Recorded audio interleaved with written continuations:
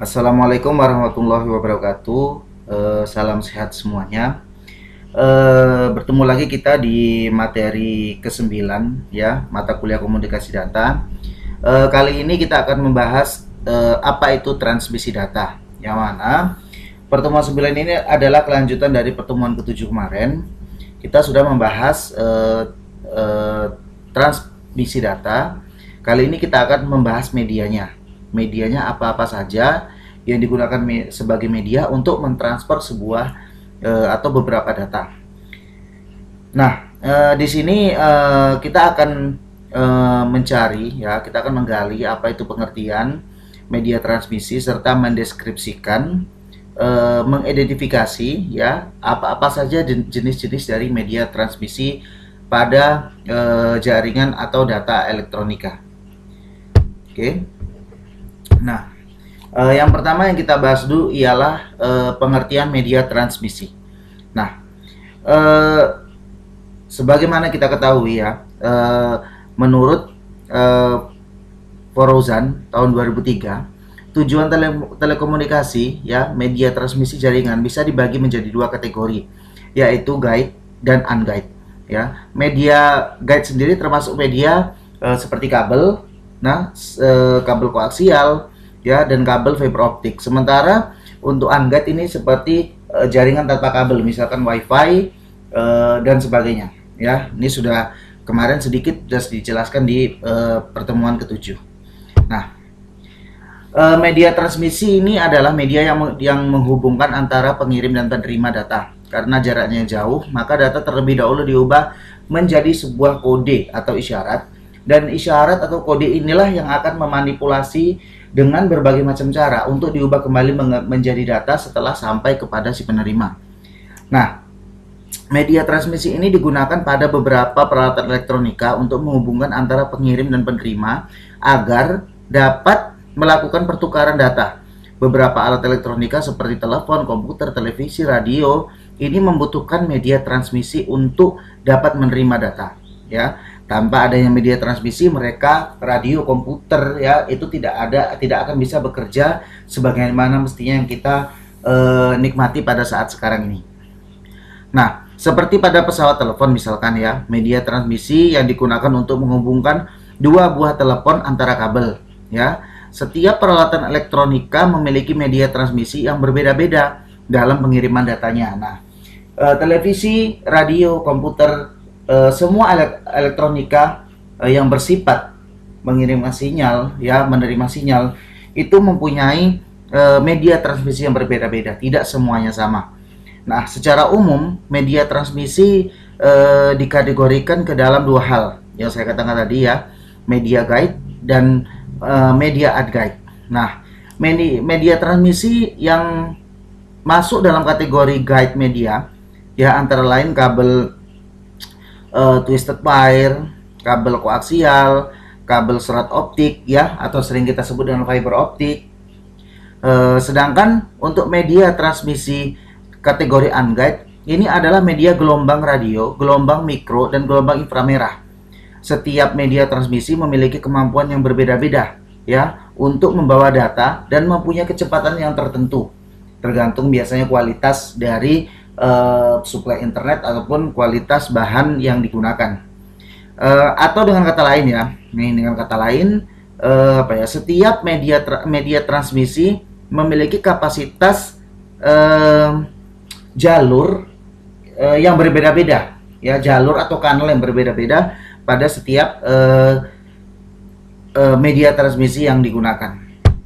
Nah, selanjutnya kita masuk yang B ya. Kita masuk kepada yang namanya jenis-jenis media transmisi. Nah, jenis media transmisi ini yang pertama itu adalah media transmisi guide ya, atau media transmisi guide ini jalur transmisi sinyal yang berbentuk yang dapat dilihat dan dapat dirasakan atau ada fisiknya ya. Ini seperti kabel koaksial ya. Kabel koaksial itu kabel seperti kabel kabel tunggal yang dikelilingi oleh banyak serabut. Nah, ada namanya kabel serat optik atau kabel fiber optik. Nah, Di media transmisi guide ini, ya, sinyal yang melewati media-media diarahkan dan dibatasi oleh batas fisik media. Nah, twisted pair, kabel koaksial, kabel, ya, ini semuanya menggunakan bahan konduktor logam yang menerima dan mentransmisikan sinyal dalam bentuk aliran listrik. Nah, optikal atau serat optik ini menerima dan mentransmisikan sinyal data dalam bentuk cahaya. Nah, kalau dia fiber optik, untuk mengirim datanya itu menggunakan sinyal seperti cahaya.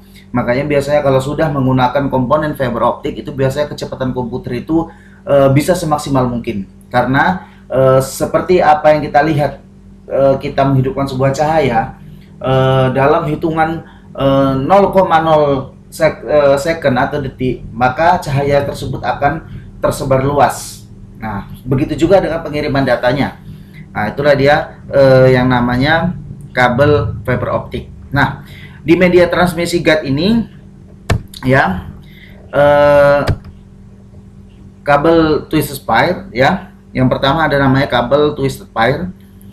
Kabel twisted pair ini merupakan medium paling murah dan banyak digunakan dalam transmisi guide twisted.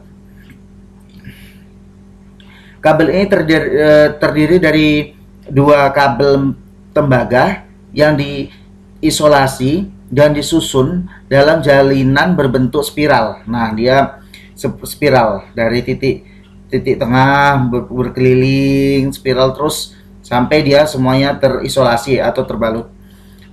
Sepasang kabel ini, ya, sepasang kabel twisted pair ini berfungsi sebagai aliran komunikasi. Nah, sejumlah pasangan kabel twisted pair ini disatukan menjadi satu kabel dengan membungkus bundelan atau kabel-kabel tersebut dalam suatu sarung, ya, dalam suatu sarung atau lapis pengaman yang sangat lentur. Nah, untuk jarak jauh biasanya kabel ini berisi ratusan pasangan kabel tembaga, dan kabel jenis ini dapat menimbulkan terjadinya crosstalk antara dua pasang kabel yang berdekatan secara lugas. Nah, ini sesuai dengan apa ya, kutipan dari Lukas di tahun 2006, ya. Selanjutnya, ini kabel twisted pair ini juga terbagi menjadi dua. Yang pertama, untwisted pair, ya. Kabel untwisted pair ini ialah kabel telepon, ya. Nah, ini kabel telepon. Bahkan lebih banyak lagi digunakan dalam gedung-gedung perkantoran, ya, sebagai media untuk LAN atau local area network. Karena kabel ini harganya jauh lebih murah dan lebih mudah dalam pengaplikasiannya, penggunaannya, ya. Kabel ini menyebabkan transmisi lebih mudah terpengaruh dengan gangguan elektromagnetik, baik dari luar maupun dari kabel lain yang berdekatan dengan dan oleh noise yang berasal dari lingkungan sekitar. Nah, dengan mungkin harganya lebih terjangkau, dengan kualitas yang mungkin lebih murah, maka kabel ini sering mendapat gangguan. Misalkan ada dua kabel yang berdekatan, ya, mungkin dia agak sedikit berpengaruh. Begitu juga mungkin dengan faktor cuaca, ya, mungkin dengan terkena panas dan hujan, mungkin kabel ini dengan kualitas yang murah maka semakin lama akan semakin berkurang. Nah, selanjutnya lagi ada nama shell twisted pair, ya, atau kabel STP. Nah, kabel STP ini berupa lembaran logam, ya, atau tembaga yang menutupi konduktor yang terisolasi. Kabel STP ini memiliki kualitas yang lebih baik daripada UTP sebelumnya, sehingga mungkin harganya lebih mahal dan lebih sulit untuk penggunaannya. Nah, ini mungkin karena penggunaannya yang agak sulit, artinya bukan sulit sih, bisa dikatakan memang orang yang ahli yang dapat memasang atau mengaplikasikan kabel ini digunakan untuk jaringan-jaringan yang ada di dalam perkantoran atau LAN, ya. Nah, selanjutnya kita masuk kepada yang namanya kabel koaksial. Kalau tadi kabel twisted pair, sekarang kabel koaksial. Nah, kabel koaksial ini seperti hampir sama seperti kabel TP ya, TP twisted pair ya. Di sini mempunyai dua konduktor, tetapi dua-duanya dapat digunakan untuk frekuensi yang lebih tinggi. Kabel ini terdiri dari konduktor berbentuk silinder untuk lapisan luar yang mengelilingi konduktor bagian dalam. Konduktor bagian dalam dilapisi lagi oleh bahan isolator, sehingga konduktor bagian luar dilapisi oleh jaket pelindung. Ya, jaket pelindung ini bisa dikatakan seperti casing kabel tersebut. Ya, kabel paling luar, bagian luarnya. Diameternya juga berkisar antara biasanya 0,4 atau 5 sampai dengan 1 inci ya. Karena konstruksi dari lapisan kabel ini baik, maka kabel koaksial ini lebih sedikit mengalami intervensi ya atau tekanan bila dibandingkan dengan twisted pair.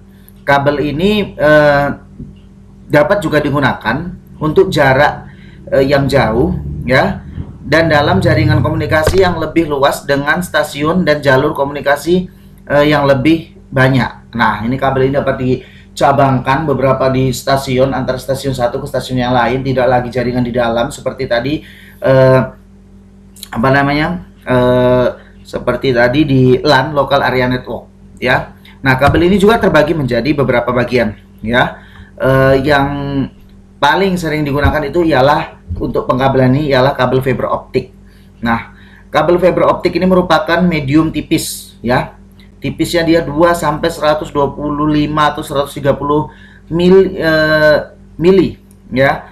Dan ini sangat fleksibel, dapat menghantarkan cahaya ya, cahaya optik berbagai jenis kaca. Optik itu kaca ya, kaca dan plastik.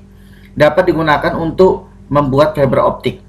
Nah, kesalahan atau kerusakan yang paling sedikit terjadi pada penggunaan fiber optik adalah penggunaan bubuk, ada bubuk silika murninya ya. Fiber murni ini sulit untuk dibuat. Nah, sulit untuk dibuat.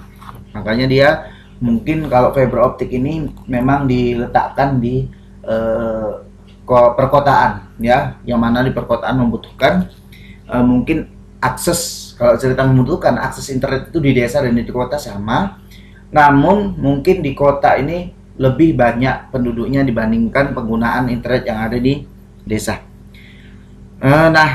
Untuk kabel fiber optik ini sendiri ya, banyak berbagai macam komponen yang lebih kasar, jauh lebih murah, dan masih memiliki penampilan yang lebih baik. Meskipun dalam penggunaan kabel ini lebih banyak terjadi kerusakan bila dibandingkan dengan kabel fiber yang murni.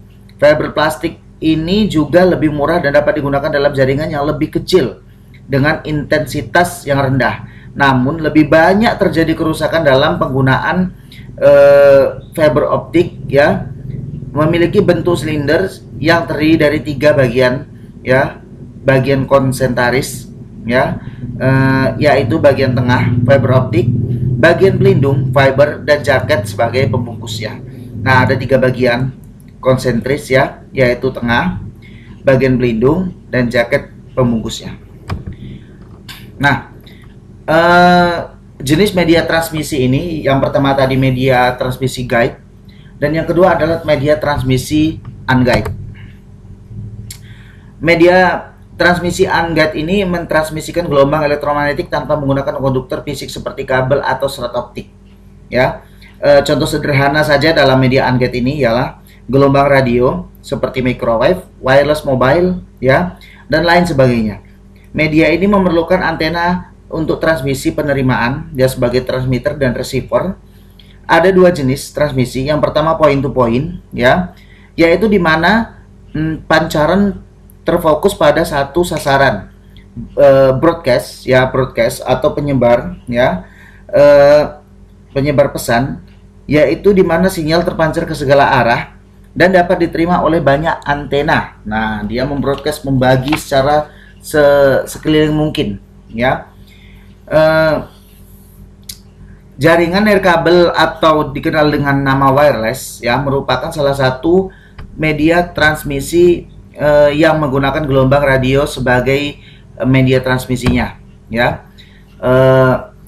Data-data digital yang dikirim melalui wireless ini akan dimodulasikan ke dalam gelombang elektromagnetik tersebut.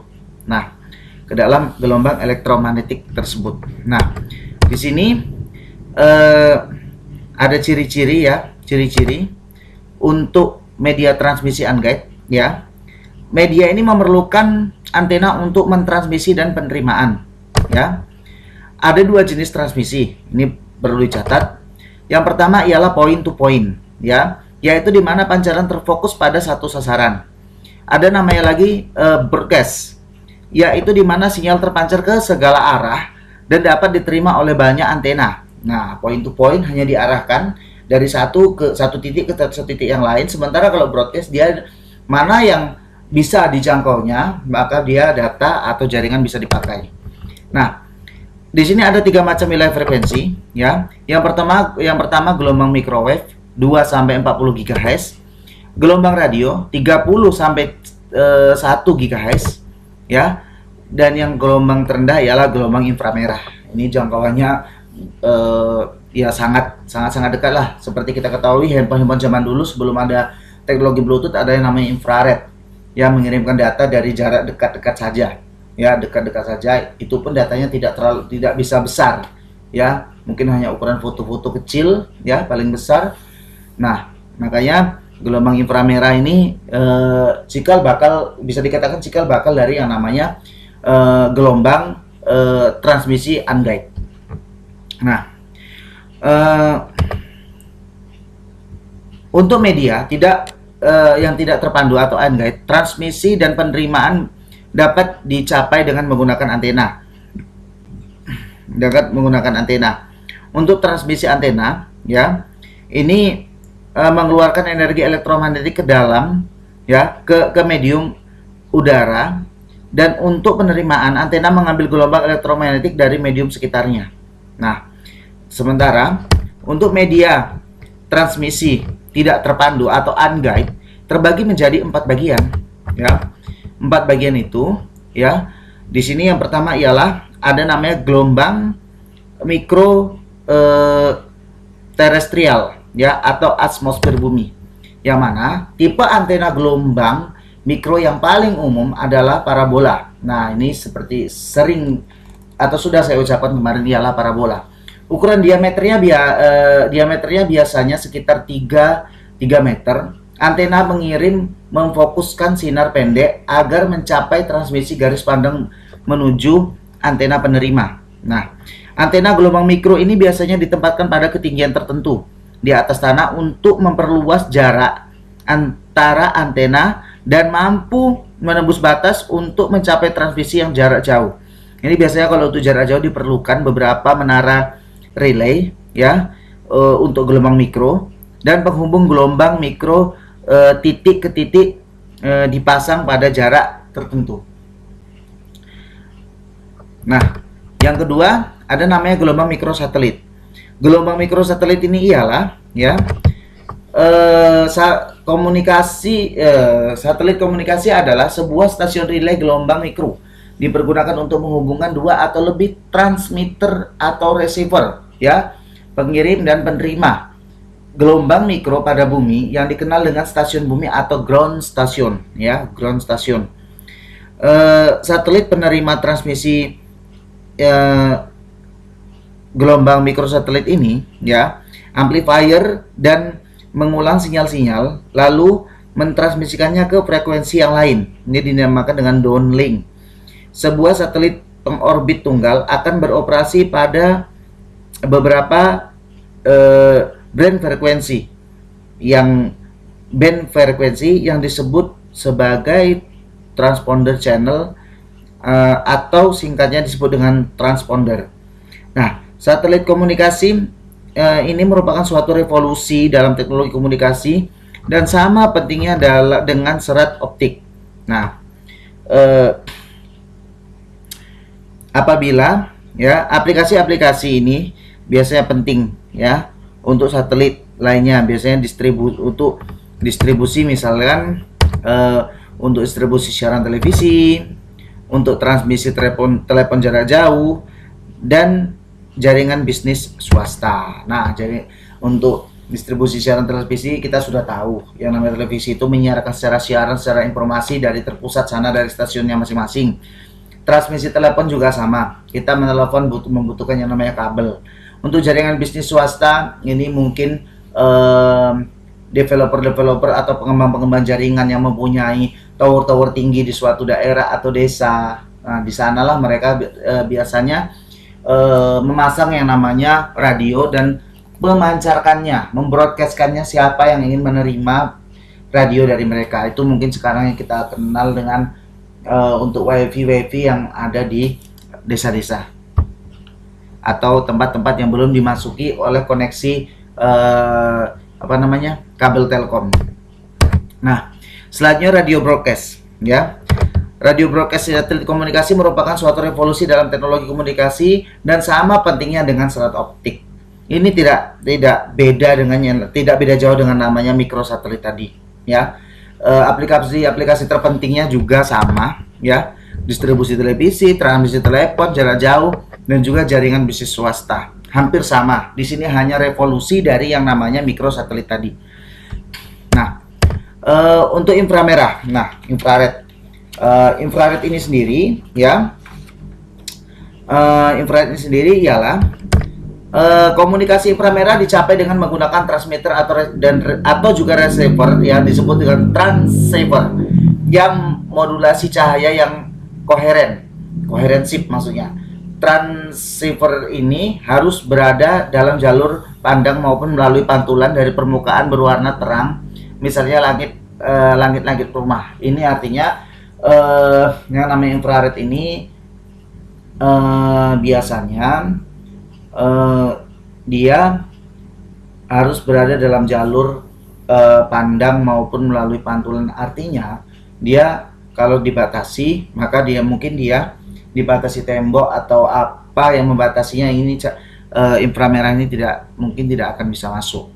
Nah, ini ya yang dikatakan tadi yang namanya mungkin infrared ini lebih lemah jika dibandingkan dengan jaringan-jaringan yang lainnya. Nah, oke. Nah, teknologi wireless berdasarkan tipe jaringan. Nah, kita masuk teknologi wireless yang mana yaitu untuk jaringan ungated, ya, ungated kita tadi. Nah, yang pertama adalah namanya PAN, Personal Area Network, ya. Personal Area Network ini merupakan jaringan yang menghubungkan komputer dengan perangkat yang berada di sekeliling seseorang. Sebagai contoh, komputer dengan telepon seluler atau PDA.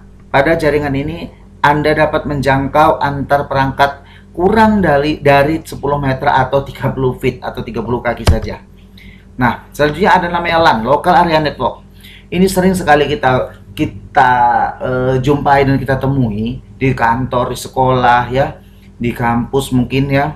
Local Area Network ini sendiri ialah disingkat menjadi LAN. Jaringan komputer yang jaringannya hanya mencakup wilayah kecil seperti jaringan komputer kampus, gedung, kantor, ya, yang saya katakan tadi, rumah, sekolah atau bahkan yang lebih kecil dari itu, ya. Nah, ada lagi namanya MAN, ya, Metropolitan Area Network. Nah, Metropolitan Area Network ini ialah satu jaringan dalam satu kota dengan transfer data berkecepatan tinggi yang menghubungkan berbagai lokasi seperti kampus, perkantoran, pemerintahan, dan sebagainya. Jaringan Metropolitan Area Network ini sebenarnya adalah gabungan dari beberapa LAN, ya, yang mana jangkauan dari MAN ini biasanya 10 hingga 50 km. Teknologi wireless ini biasanya sama dengan WiMAX, ya. Ini juga ada standarnya dari perusahaan, ya, pengembangannya yaitu IEEE, ya, 802.16. Nah, sedikit tentang WiMAX, ya. WiMAX ini adalah singkatan dari World Wide Interoperability for Microwave Access. Ini merupakan teknologi akses nirkabel, ya, pita lebar, ya, yang memiliki kecepatan akses yang tinggi dengan jangkauan yang sangat luas. WiMAX Forum menetapkan 2 band frekuensi utama pada profile untuk fixed WMAX band 3,5 dan 5,8 GHz. Sementara untuk mobil WMAX ditetapkan 4 band frekuensi, ya, yaitu band 2,3 Hz, 2,5 GHz, 3,3 GHz dan 3,5 GHz. Nah, itu untuk main, ya. Sekarang selanjutnya adalah WAN. WAN ini singkatan dari World Area Network. Nah, ini lebih besar lagi jangkauannya. Kenapa? Sudah jelas di sana ada world, ya, bumi, dunia. Ya, dunia area network. Ini mencakup area yang luas dan mampu menjangkau batas provinsi, bahkan sampai ke negara-negara di belahan bumi. Jaringan WAN ini dapat dihubungkan satu komputer dengan komputer lain dan menggunakan satelit atau kabel yang ada di bawah laut. Nah, inilah yang tidak kita ketahui sebenarnya. Tidak segampang itu untuk memasang, menginstalasi yang namanya kabel jaringan, harus menggunakan dari bawah laut, ya. Harus memasang kabel di bawah laut sampai ribuan kilometer demi untuk menghubungkan satu komputer ke komputer lain di seluruh dunia. Nah, di sini semua yang saya jelaskan tadi mempunyai keunggulan dan kelemahan, ya. Yang mana keunggulan, ya? Keunggulan dari wireless ini biaya pemeliharaannya murah, ya. Murahnya ini hanya mencakup ya stasiun sel, bukan seperti pada jaringan kabel yang mencakup keseluruhan kabel. Nah, ini hanya cukup satu sel saja bisa mencapai atau membroadband membroadcast yang namanya data atau sinyal. Nah, infrastrukturnya juga berdimensi kecil, ya. Yang mana pembangunannya cepat, mudah dikembangkan, ya, misalnya dengan konsep microcell dan ya teknik frekuensi RAUS lah, ya. Ada namanya koneksi internet akses 24 jam. Nah di sini aksesnya 24 jam ini sangat cepat dan bebas, ya, pulsa telepon. Artinya gini, kalau dengan kabel kita mengharapkan yang namanya data dari pengirim sana untuk dihubungkan ke kabel dan sampai ke receiver. Sementara ini kita hanya tidak perlu menggunakannya seperti itu. Cukup dilengketkan saja yang namanya wireless, maka dia akan membroadcast ke berbagai peralatan receiver yang ada. Nah, selanjutnya mudah dan murah untuk direlokasi dan mendukung probabilitas. Ya udah pasti, ya, mudah probabilitas. Tanpa sambungan kabel kita dapat membawa perangkat kita kemana-mana. Nah, untuk kelemahannya, ya, kelemahannya yang pertama itu biaya peralatan mahal. Ya, kelemahan ini dapat dihilangkan dengan mengembangkan dan memproduksi teknologi komponen elektronika sehingga dapat menekan biaya jaringan. Yang kedua yang namanya delay yang sangat besar, ya.